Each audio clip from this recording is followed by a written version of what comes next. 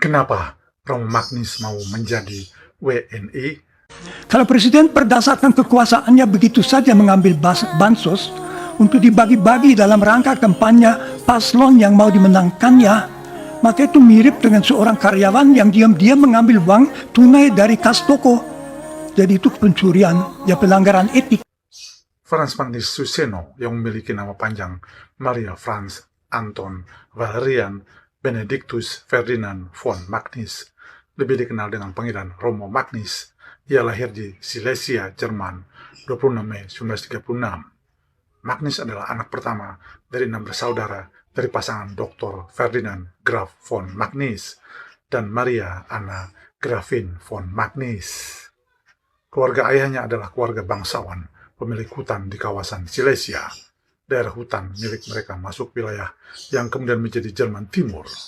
Tetapi setelah Perang Dunia Kedua, tempat itu malah dimasukkan sebagai wilayah Polandia yang menyebabkan keluarga Franz harus kehilangan harta dan kampung halamannya begitu saja. Keluarganya termasuk satu dari 14 juta orang Jerman yang saat itu dijadikan balasan atas Perang Dunia Kedua yang dilancarkan Jerman dan diusir dari Eropa Timur. Franz bersama dengan orang tua dan adik-adiknya yang dulunya adalah keluarga bangsawan harus merasakan tidur dengan perut kosong dan kelaparan setiap malamnya. Walaupun berasal dari keluarga bangsawan yang harus kehilangan hartanya, kedua orang tuanya tidak pernah menyesalkan atau mengeluhkan nasib mereka yang berubah drastis. Franz Magnis Suseno yang diharapkan bisa membangun kembali keluarga Magnis malah memutuskan untuk menjadi Jesuit di novisiat tarekat. Tentu saja ibu dan ayah merasa sangat berat dan terpukul mendengar keputusan Franz Magnis. Bahkan ayah menawarkan untuk kuliah 1 semester dulu walaupun tetap ditolak Franz Magnis. Ia sudah bulat untuk menjadi aktivis gereja.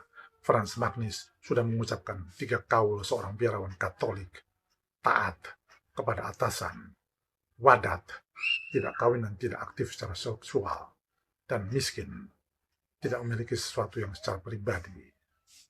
Pada tahun 1960, ia memberitahu bahwa lamarannya ke Indonesia dipenuhi dan kedua orang tuanya berat untuk melepaskan anak sulungnya ini.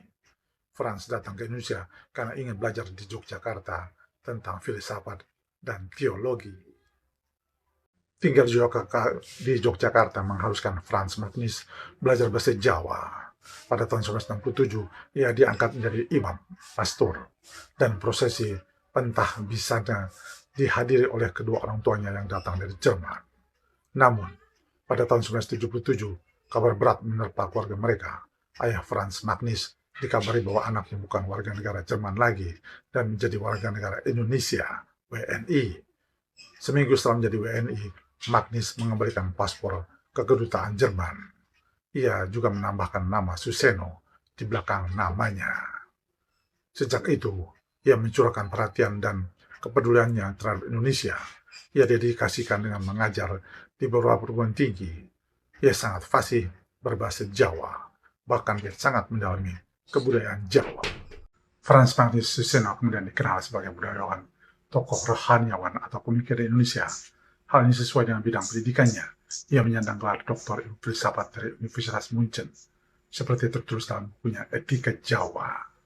Sementara disertasinya berjudul Normativ Voraussetzungen in Denken des jungen Marx, 1843-1848, fungsi premis normatif dalam pemikiran Marx muda. Sehari-harinya Romo gemar berlari santai ini dan menjadi dosen tetap di Sekolah Tinggi Filsafat Dria Karya, Jakarta. Selain itu menjadi dosen tidak tetap di Fakultas Sastra dan Fakultas Psikologi UI, dan ia telah membuat banyak buku tentang Jawa dan filsafat. Romo Magnis itu cinta Indonesia banget ya guys. Komentar.